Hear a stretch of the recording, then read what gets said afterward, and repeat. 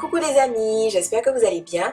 Je vous retrouve aujourd'hui avec une vidéo qui m'a été assez souvent demandée. Je sais que prendre la parole en public, c'est quelque chose qui stresse quand même beaucoup d'entre nous, que ce soit forcément à l'école, quand on est au collège, au lycée, quand on a déjà passé le bac, donc les études supérieures, quand on est étudiant et parfois même quand on travaille. Donc les conseils que je vais donner, c'est vraiment des choses qui, à mon avis, peuvent aider toutes les personnes qui prennent la parole en public. Après, ma façon de l'expliquer et les exemples que je vais donner seront plus donnés avec des versions professeurs et camarades de classe et tout. Mais vous pouvez bien entendu les adapter avec vos collègues de travail, etc.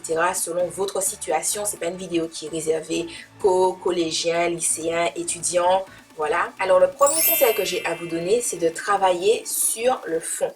Vous devez maîtriser votre sujet. Donc je sais que dit comme ça, c'est quelque chose qui paraît extrêmement bateau, mais il faut savoir que si vous maîtrisez le sujet dont vous parlez, ça enlève déjà une grande partie du stress que vous avez que vous pouvez éprouver. Pourquoi? Parce que quand tu maîtrises ton sujet, tu sais ce que tu as à dire. Quand vous devez faire un sujet à l'école, c'est quelque chose que vous devez étudier.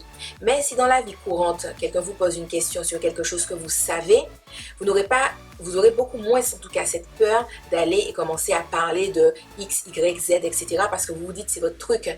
Voilà, si par exemple vous êtes un athlète et que vous faites de la compétition, je ne sais pas, en athlétisme ou en tennis, ou bien que vous faites du piano, etc. et que vous croisez quelqu'un qui vous pose des questions sur votre passion ou sur le sport, l'activité que vous pratiquez, vous n'aurez pas de gêne ou vous aurez un stress beaucoup moins grand à aller à dire à cette personne « Ah ben non, mais tu sais, le piano, si ça, quand je fais mon solfège, blablabla. » Ou « Non, mais tu sais, mes entraînements de sport, voilà, les échauffements, je les fais comme ci, comme ça. Non, mais le mouvement, tu comprends, le mouvement doit être fait comme ci, comme ça, machin. » Et vous aurez beaucoup moins de stress parce que vous maîtrisez le sujet dont vous êtes en train de parler. Quand vous êtes à l'école et que vous avez un exposé à préparer, donc quand je dis école, ça peut très bien être collège, lycée, vous êtes étudiant, etc. Il faut que vous alliez plus loin que ce qu'on vous demande. Donc je sais que c'est chiant, que c'est relou, c'est pas quelque chose que vous avez à faire, mais c'est vraiment le truc qui fera la différence, que ça soit pour vous-même et que ça soit pour votre professeur. Parce que c'est stressant de prendre la parole en public, mais il ne faut pas oublier que la première personne où c'est important, entre guillemets, de lui taper dans l'œil, c'est le prof, parce que c'est cette personne-là qui va vous mettre une note. Comme je l'ai dit, je sais que ça peut être chiant pour vous d'entendre aller plus loin, peut-être que vous voulez donner le minimum syndical. Je ne vous encourage pas à donner le minimum syndical. Voilà, c'est important de travailler, c'est important de donner le meilleur de soi-même. Je vous donne un exemple. En M1, j'avais un devoir à faire sur l'entreprise Veleda, dans mon cours d'éthique et développement durable. Parce que cette entreprise, elle est très portée justement sur tout ce qui est éthique, développement durable, que ça soit dans son système économique, dans la fabrication des produits, comment ils sont exportés, etc. Mais également au niveau social avec les salariés, etc. Et je m'occupais de la partie sociale, puisque c'est un exposé en groupe. Et c'est bien de savoir que Veleda, c'est une entreprise qui travaille avec une éthique, qui fait attention à l'égalité homme-femme, etc. Voilà, c'est bien. C'est bien aussi de savoir qu'il y a certaines entreprises Veleda qui ont inclus des crèches, par exemple, au sein même de l'entreprise pour que les parents aient plus de facilité à venir au travail. Tu viens au travail avec ton enfant, tu le mets à la crèche qui est là. Quand tu repars du travail, tu repars avec ton enfant qui est à la crèche et tout. C'est bien de le savoir. Après, c'est mieux de faire des recherches sur quelles entreprises, si c'est en Belgique, en Suisse, je dis au hasard parce que je ne me souviens pas, si c'est au Danemark, etc., qui ont qui ont utilisé ce processus, qui ont effectivement mis des crèches dans leur structure tout simplement. Et par exemple comme Veleda, c'est une entreprise avec beaucoup de visibilité et de transparence où les choses sont sur internet et tout, tu peux voir les études qui ont été menées, etc. Voir que par exemple où il y a des entreprises qui ont implanté des crèches, les congés maternité ou les congés parents tout simplement sont plus courts, ou bien que les personnes sont peut-être plus heureuse de venir travailler ou moins stressée à venir travailler parce que c'est un stressant moins de se dire mince par rapport à mon lieu de travail, où est-ce que je vais mettre mon enfant à la crèche, etc.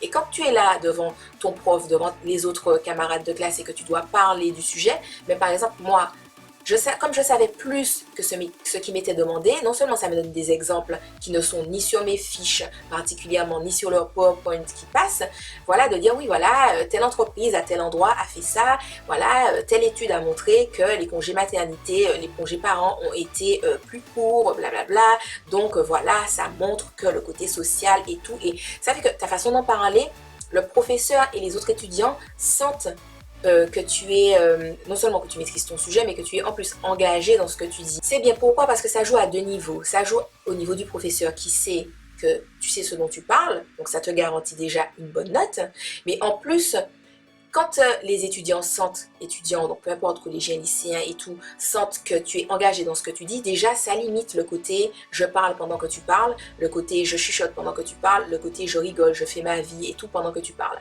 Donc déjà, c'est plutôt pas mal. Ensuite, il y a la forme. La forme, c'est toute la façon dont vous allez vous exprimer en public. Donc, c'est très important. Après, vous savez, il y a les choses vraiment bateau qu'on dit toujours, faire attention à regarder toutes les personnes pendant que vous parlez, ne pas regarder genre le plafond ou bien le mur derrière. Vous faites des eye contact avec les étudiants, avec le prof, vous regardez vos fiches de temps en temps. Si vous avez un support visuel genre PowerPoint ou bien que vous avez, vous savez, les tableaux et tout, les tableaux blancs avec les feuilles et tout, vous pouvez montrer le tableau, vous retournez vers le tableau, montrer, etc. Pointer du doigt certaines choses sur le mur, le rétroprojecteur, blablabla. Mais ça, ce sont des choses qui se travaillent. La forme, c'est quelque chose qui se travaille quand vous êtes chez vous. Vous ne travaillez pas votre oral quand vous êtes là le jour J et que vous vous dites tiens, il faut que je pense à regarder tout le monde, tiens, il faut que je pense à montrer le PowerPoint à ce moment-là, tiens, peut-être même parfois vous avez des exposés qui sont chronométrés. Il faut vous entraîner chez vous, devant votre miroir. Comme ça, vous êtes là, vous parlez, vous vous regardez, vous voyez vos mimiques, vous voyez votre façon de vous exprimer et c'est super important. Donc après, est-ce que c'est gênant de se regarder en train de parler, faire son exposé? Oui, vous serez grave en mode hashtag malaise chez vous, mais t'es chez toi. Tu es dans ta chambre, tu fermes ta chambre, tu répètes ton exposé. Si tu dois te chronométrer, tu te chronomètres en même temps. Donc voilà, c'est tout un processus, ça se fait pas en un claquement de doigts. Moi, je sais que faire des exposés, faire des choses à l'oral, c'est mon truc. Quand il y a un passage à l'oral à faire en cours, c'est Soline qui va le faire parce que tout le monde sait que oh là là, je maîtrise à l'oral, ça se passe très bien et tout. Mais ce n'est pas venu comme ça. J'ai grave bossé mon passage à l'oral. Donc que ça soit au niveau de l'articulation, essayer de bégayer le moins possible, essayer de travailler aussi sur son débit parce qu'il ne faut pas parler trop vite, surtout quand on fait des exposés parce que souvent vous êtes quand même amené à parler de quelque chose qui est relativement important. Que vous fassiez un exposé en histoire, en philo, en français, un exposé en éthique et développement durable ou je ne sais quelle autre matière, etc. Vous parlez de notions souvent qui sont importantes, qui sont complexes et souvent que la personne en face de vous ne connaît pas puisque c'est souvent ça le principe des exposés, c'est de parler de quelque chose. Souvent c'est dans le système éducatif pour apprendre aux élèves à apprendre une certaine notion, certain quelque chose et tout. Donc c'est des notions complexes que les autres personnes qui sont en face de vous ne connaissent pas particulièrement. Donc faire attention à son débit et toutes ces choses-là, comme je l'ai dit, c'est pas quand vous êtes devant vos camarades de classe que vous le travaillez. Quand tu maîtrises ton sujet, tu as moins tendance à regarder tes fiches parce que de base, ton sujet, tu l'as, tu vois, tu le maîtrises, tu sais. Ta fiche, elle est là pour que tu ne te perdes pas dans la hiérarchisation de ce que tu vas dire. Donc, c'est pour ça que c'est pas la peine d'écrire 45 000 mots sur la fiche parce que tu le sais, ton sujet, tu vois. Donc, ensuite, s'entraîner à faire des eye contact avec la fiche. Parce que quand tu maîtrises ton sujet, tu peux avoir tendance à ouvrir des parenthèses, mettre des petits astérix à certains endroits et il ne faut pas que tu te perdes dans ce que tu es en train de raconter. Donc ta fiche, elle est là pour ça. Donc t'entraîner à, tu es en train de parler à ton auditoire, eye contact et hop, tu reprends eye contact avec ton auditoire, tu vois. Tu regardes ta fiche, tu regardes ton auditoire. Il ne faut pas que tu sois là en mode ah blablabla bla, bla, bla, machin. Non seulement les profs n'aiment pas ça, mais en plus tu perds l'attention de tes camarades qui vont peut-être parler et toi ça va te stresser. Voilà. Forcément, j'ai parlé de l'articulation parce que c'est très important d'articuler. Donc, entraînez-vous chez vous vraiment à articuler. Même si vous avez une voix super chelou, même si ça fait vraiment bizarre, entraînez-vous à prononcer tous les R qu'il y a dans les mots, tous les L, tous les N, toutes les consonnes, toutes les voyelles. Entraînez-vous. Est-ce que ce sera relou? Oui. Mais ça va vous servir plus tard, que ça soit à l'oral ou ça va toujours vous servir. On est en train de parler de communication et on est des êtres humains, on communique entre nous. Ça va toujours servir que vous sachiez vous exprimer bien en public, que vous sachiez vous exprimer bien à votre interlocuteur, qu'il comprenne bien tout ce que vous dites, etc. Vous vous entraînez à articuler. Il y a également l'intonation et le volume de votre voix. Alors l'intonation, c'est quelque chose vraiment qui vient quand on maîtrise son sujet. Parce que quand tu maîtrises ton sujet, il y aura forcément un moment où tu auras envie de oui, voilà, tu parles de ci, tu parles de ça. À d'autres moments, tu vas peut-être être plus sur la réserve, sur ta façon de t'exprimer, etc. Mais quand tu maîtrises ton sujet, l'intonation en général, elle vient assez naturellement.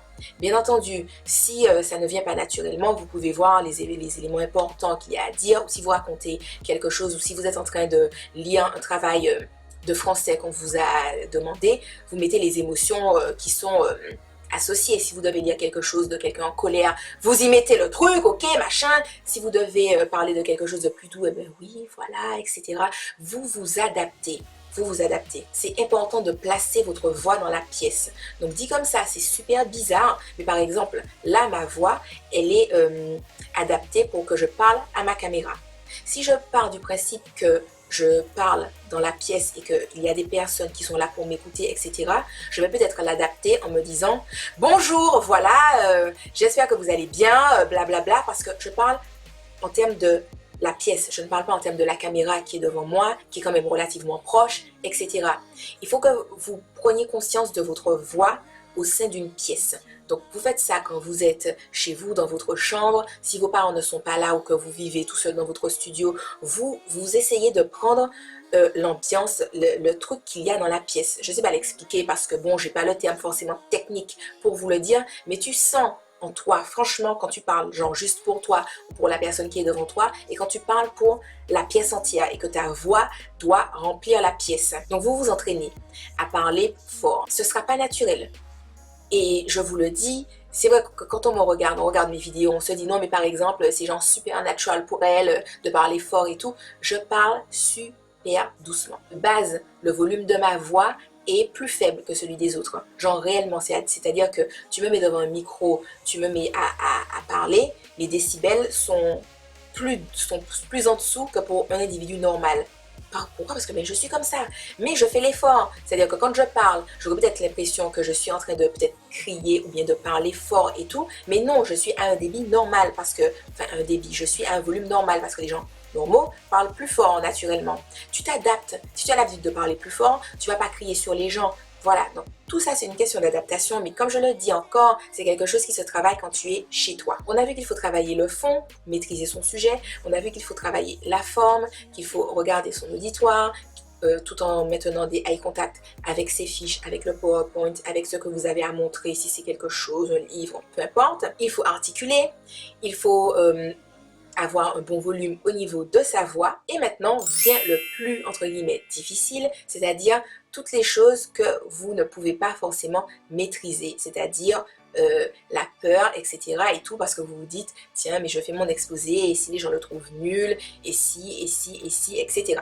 Encore une fois, donc je le répète, quand on maîtrise son sujet, c'est vraiment quelque chose qui enlève déjà une bonne partie du stress que vous pouvez avoir face à un auditoire. Autre chose qui aide à faire face au stress, c'est à relativiser. Relativiser pourquoi? Parce que vous êtes un étudiant, vous faites un exposé sur quelque chose et il y a de grandes chances pour que vos camarades de classe s'en fichent de ce que vous racontez.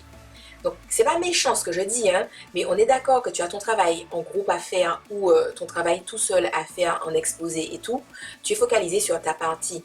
C'est très rare que tu vois le programme éducatif que le professeur met en place pour que vous connaissiez tous chacun une partie de, je sais pas, d'un grand système. En général, même si c'est un truc global, chaque groupe ou chaque personne a une partie spécifique à faire. Et on est d'accord que quand tu travailles ton exposé, tu t'intéresses à ta partie et la partie que l'autre groupe a à faire, tu t'en fiches un peu. Voilà. Donc, il y en a sûrement parmi vous qui ne s'en fichent pas de quand les autres passent à l'oral, mais je pense également qu'il y en a beaucoup qui regardent la vidéo. On est d'accord que quand c'est un autre groupe qui passe, tu t'en fiches. Tu as bossé une semaine, un mois, 6 mois, je ne sais pas, pour ta partie à l'oral, pour le truc précis que toi tu avais à faire, l'autre en face, tu t'en fiches un peu. Déjà, il faut réaliser que de la même façon que tu t'en fiches un peu de l'exposé des autres, eux aussi ils s'en fichent un peu. Donc en soi, que tu balbuties ou que tu ceci ou que tu cela, en vrai, ils vont pas réellement t'en tenir rigueur. Les exposés, c'est pas des choses forcément que les élèves apprécient quand ils sont scolarisés. Donc, C'est un mauvais moment à passer et vous êtes tous dans le même pétrin. Alors, il y a selon moi des questions à se poser. Par exemple, pourquoi vous faites l'exposé?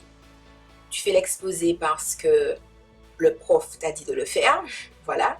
Soit c'est un travail qui n'est pas noté, donc tu t'en fiches encore plus. Soit c'est un travail qui est noté et tu te dis, oh là là, relou, mélo, ça me saoule. Donc c'est un travail qui est noté, obligatoire, qui note le professeur. Bon, parfois le prof fait noter les étudiants et puis il fait la moyenne des deux. Mais bon, c'est pas toujours que ça se passe comme ça.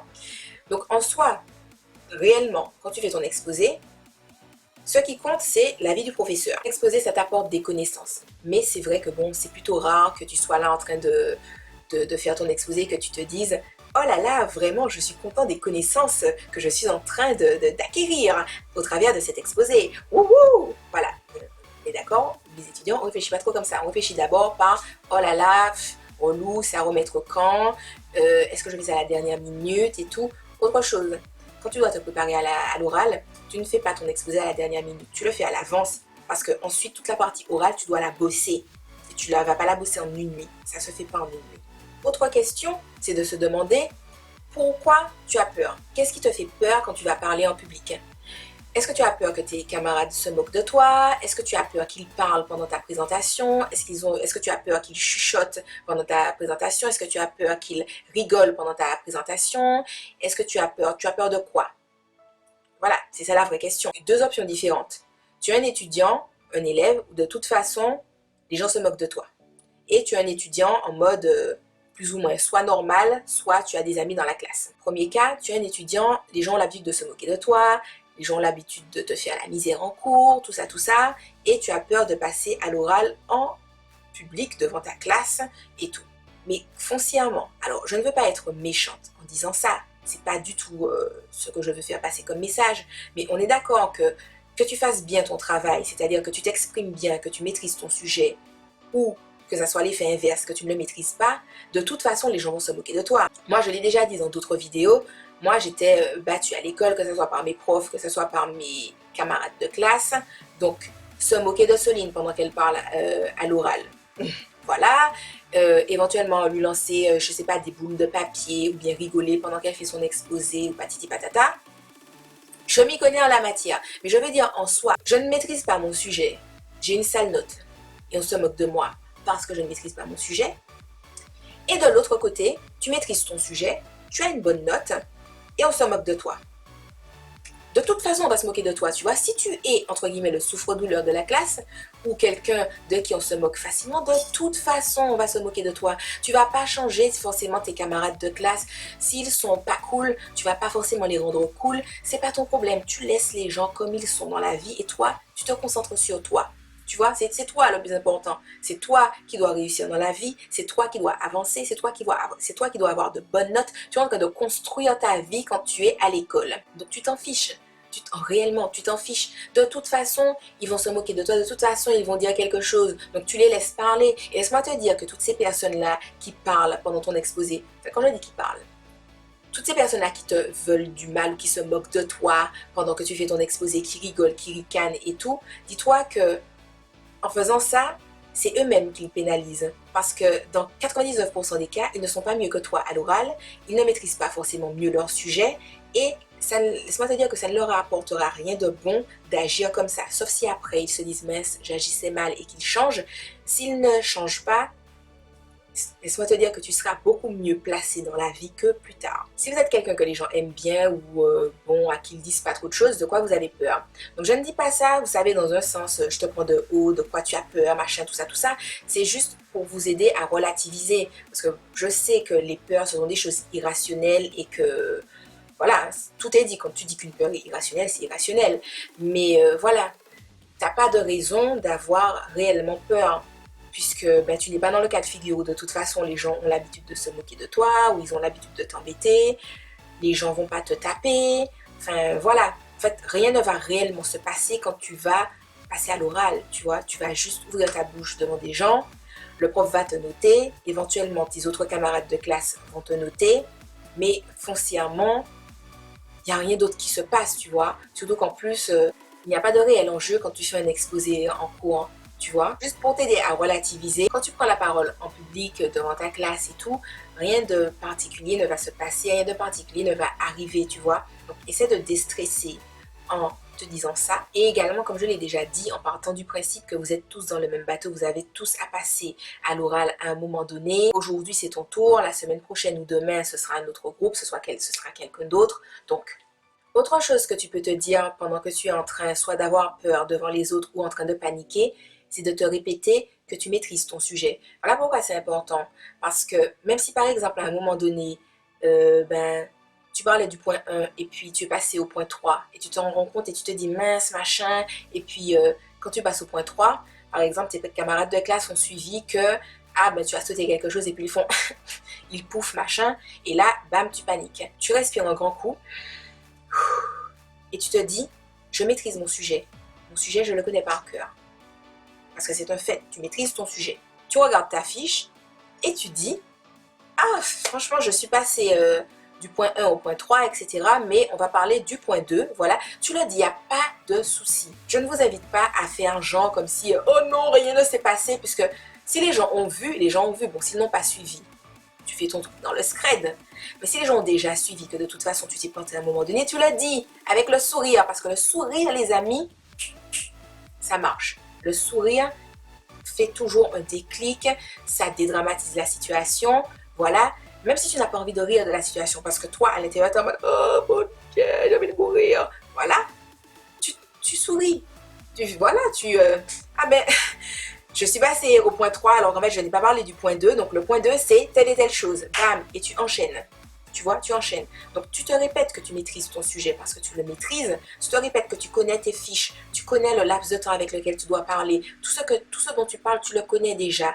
Et le fait de te répéter ça, ça t'apaise réellement. Ensuite, si pendant que tu parles, tu vois tes camarades en train de se moquer de toi, etc., tu peux te répéter également que tu maîtrises ton sujet. Ce ne sont pas le ricanement qui vont t'empêcher de parler, etc. Mais en plus, que c'est pas eux qui te notent, c'est le prof. Donc, peuvent rire tout ce qu'ils ont envie de rire. Enfin, voilà.